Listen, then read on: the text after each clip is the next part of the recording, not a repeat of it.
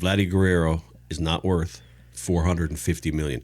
But the Soto deal has shifted economics in baseball.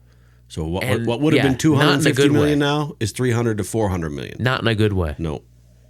This is the 10 Minutes with Andrew podcast.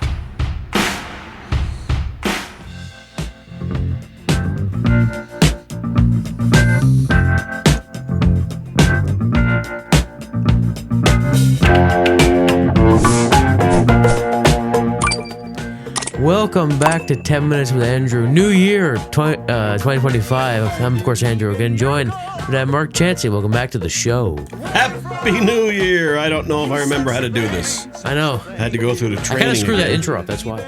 You did?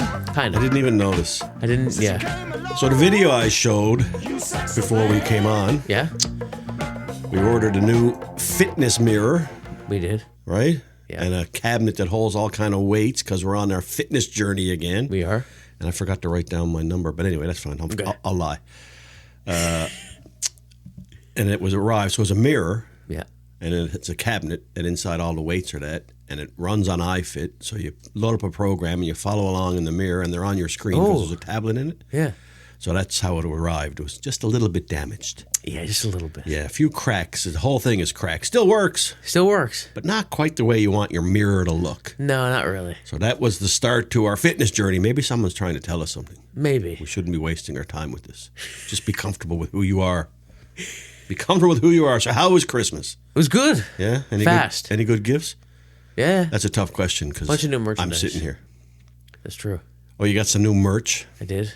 Not wearing the new hoodie because it's in the hamper. And you got lots of Tommy Hilfiger. That's a Tommy Hilfiger from my. You got a new putter. I think I get a new part of the Odyssey. And you got a VR headset. And a VR, that's awesome. Which you kind of didn't take to right away, but you're starting to warm up to now. You got a No, new, I like it a lot. Now you got a new helmet on it, so it feels better. Yeah, and another hat that is not here. WWE. Yeah, Yep. Old school. old school hat, and so a lot of stuff. All cool. Yeah, So lots going on in the sports world, especially with our Toronto. Leafs and Blue Jays. So Well, that's what today's about. what are we doing today, my son? Today is the State of Toronto address. The state of, I get it, like a state of a union. Yeah. State of the union. Yeah. But instead it's going to be the state of Toronto, specifically Blue Jays And Leafs. and Leafs address. Starting with the Leafs. Okay. Do you have something to say? Because I don't have anything. I do have some stuff here. I'm just going to give reactions. So it's funny that I start with this because yesterday I wrote this down and I wrote Leafs are rolling lately, but they're really not because they've lost their last two now. They got shut out 3-0 last night against Vancouver. They lost Game 6. there's no way they should have lost last Yeah. night. Vancouver had played the night before. Leafs are rested. Vancouver's in a bit of a mess. Yeah, they are. Anyway, They're looking to trade Pedersen and JT Miller, but this is your address, not mine. it's true. So yeah, they've lost. Then they were in Carolina on Liar! You don't know what that is, do you? No. The current president was giving a State of the Union address in his first one 4 years ago, and one of the crackpot wacko members of the House, every time he'd say something, she'd say, "Liar!" So go ahead. I'm sorry. Right in the middle of his speech. So they were in Carolina. Liar! They were in Carolina on what was it, Thursday? I guess I think it was Thursday, and they lost 6-3. They were up 2-0 early. They were up 2-0 early, and they lost that game. Woll didn't have a good game. No. But I don't agree with Woll not starting last night. Yeah, I don't like that move. Hildeby started last night. Let him get right back in there. It was interesting, though, because after the game, Chris Tanev made a comment. He spoke to the media, made a comment about how they just didn't play well. They were outplayed, and they need to do better. And then Mitch Marner made a comment to the media, and he loved their play. He thought they played well. I didn't hear the comments, so don't totally know the context, but I can't imagine that when you get shut out 3-0, you really played all that well. Yeah, but he thought they played well. I gave up watching after the second period. I didn't think they were that good. And Berube said they lacked life. They're currently lacking life and energy, according to Craig Berube. The Leafs have a half-decent record. They do the first in the division. They're still first in their division, but I can tell you that since December at every game, except maybe the Boston game last Saturday, Berube's right. They have lacked energy. Yeah. They have been in one-goal games the whole time. They most times get scored on first and are playing catch-up. Yeah. and they just somehow have been squeaking out some wins, and everybody's talking about how, it's a much better team now because they can win differently. But you really shouldn't be struggling against some of the teams they're struggling against, and they're able to get 2 points against them, but they're on a bit of Now, prior to this, they're on a bit of a downhill here right now. prior to these last 2 games, they did have a 5-game win streak, and they had beaten a bunch of different a bunch of teams. They did, but none of those games were inspiring, except maybe the Boston game. Yeah. Because even Marchand said, and I think he was honest when he said, that's a good team. Yeah. But they don't look that good. No, I mean, And the big test coming up on Tuesday or Monday, Tuesday against the Dallas Stars. who won in a shootout over the red-hot Canadiens last night. Yeah. Canadians can't lose except in a shootout. And, so they got the Stars, they got the Devils, they got the Canadians. The Leafs play the Canadians on Saturday night. Yeah. So the Leafs are currently... They currently have Anthony Stolarz out, by the way. That happened after we had done our last show. And McCabe. McCabe is out as well. That's a big loss. Anthony Stolarz out for 4 to 6 weeks because he had a pebble in his knee. That was what Bradford Living said. I'd say that's part of the bone is floating around in there. Yeah. I think he had surgery to remove that. Yeah, Berube said yesterday that he hopes that next week, or this upcoming week, I guess, Stolarz is going to be starting skating on his own again. That's going to be good because we do kind of need him back. But, I mean, that's all we really got for the Leafs. Leafs have been... Well, if you're talking about the overall state of the Leafs situation, they're in a good spot. They are in a good spot. But they're not playing well. So maybe the positive side of me says they're doing well in the standings and they really haven't clicked yet. Yeah. So maybe they start to click now in the coming weeks and get on a bit of a heater again. I mean, they won 5 straight. It's hard to complain when they win 5 straight, but they haven't looked good in any of those games except the Bruins game. And many of those games, the deserve to win-o-meter, they would have been on the low end of that. Yeah. Like, I remember they played New Jersey, and didn't they get outshot like they were outshot 40-something to 18? Yeah. And end up winning that game, and they were outplayed desperately, too. So there's been a lot of those types of games. A lot of, especially when Stolarz was in the lineup, a lot of Anthony Stolarz saving them. Yeah, and when the goalie doesn't have a great game like Woll didn't against Carolina, doesn't look so good. Doesn't, no. It doesn't look so good. Doesn't look so good. No, so I think Berube will figure it out, but he's right. They are lacking energy. That's what I noticed watching him. It's like, they just don't seem to have the jump they need. I like the way they're playing better. They're more defensive-minded. Yeah. And they don't try to win 7-6 all the time. But it's a bit of an adjustment. Yeah. We'll see. So that was the state of the Leafs. Speaking of downhill. Oh, yeah, I guess we're going to the Blue Jays. The Blue Jays. The lovely Ross Atkins and Mark Shapiro-led Blue Jays. They're failing, as expected, in free agency. We got Soto, though. No, we didn't. We didn't get Soto? We went to the Mets. We were in on him. That was like, we were in on him. We were in on him. We were incredibly honored to be part of the process. Yep. So, yeah. What about Bregman? We got Bregman. That was, speaking of which. Oh, but we're in on him. Just sorry. let me get to this. Liar! This is what I'm doing here. We are interested in Bregman. And the thing I have here that I wanted to read comes from Ari Alexander. He's a baseball reporter. That's good. Glad he's not a hockey reporter.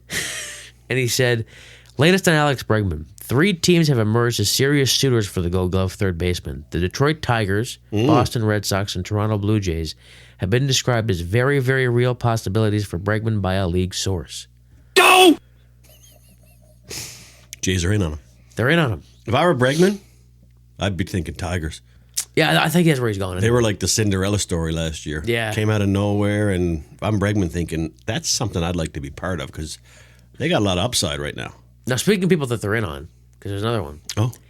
Anthony Santander. Oh, yeah, they've been on him for 2 months. Apparently, who is very close to signing with us, but I don't know how true that is.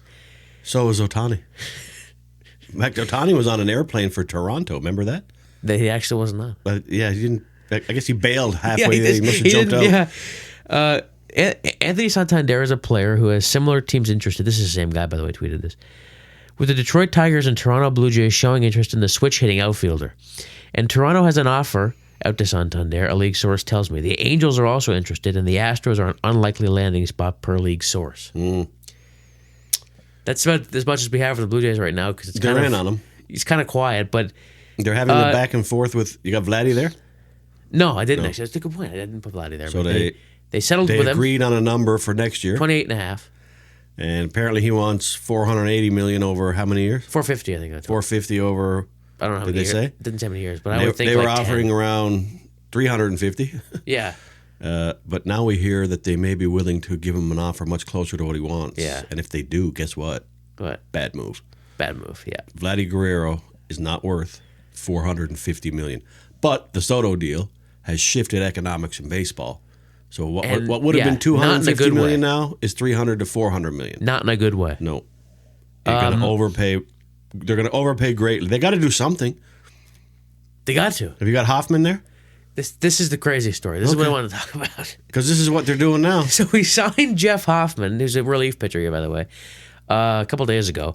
3-year, $33 million deal.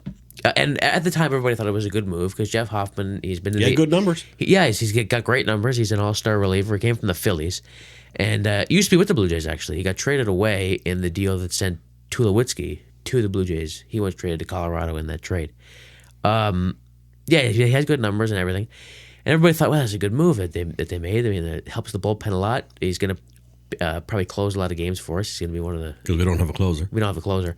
So that's a good move, helps the bullpen. But then it came out that Jeff Hoffman had previously agreed to a 3-year, $40 million contract with the Baltimore Orioles, but his physical revealed an issue with his right shoulder and the deal fell through.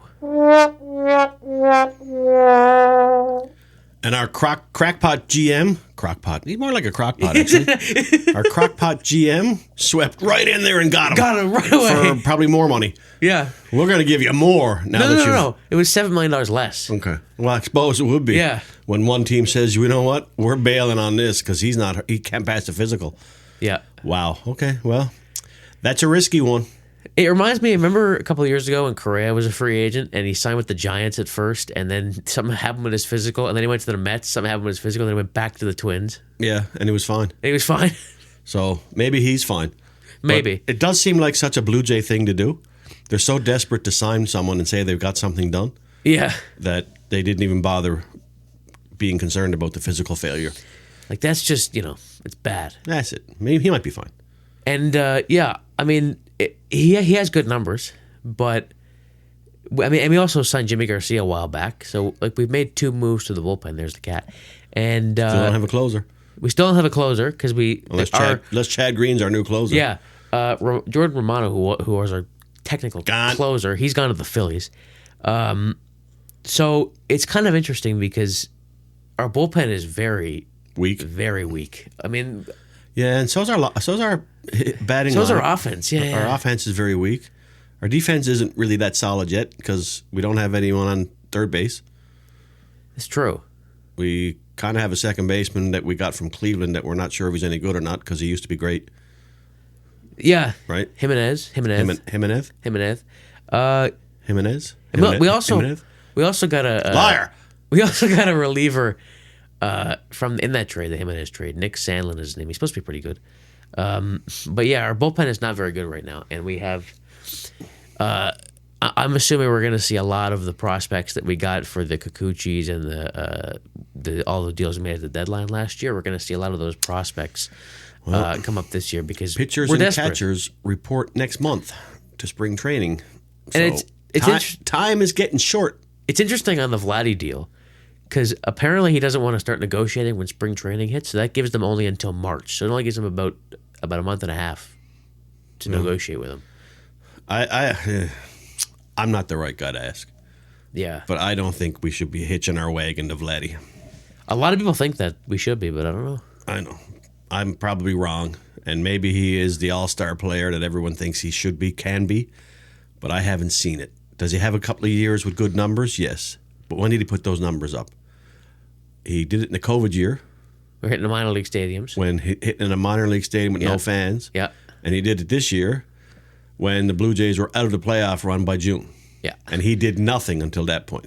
Matter of fact, we have shows talking about how bad his numbers were Yeah. compared to Paul DeYoung. Paul DeYoung at the time. Him and Bo. A couple of months into the season. Yeah. So Bo Bichette is a big question mark for me.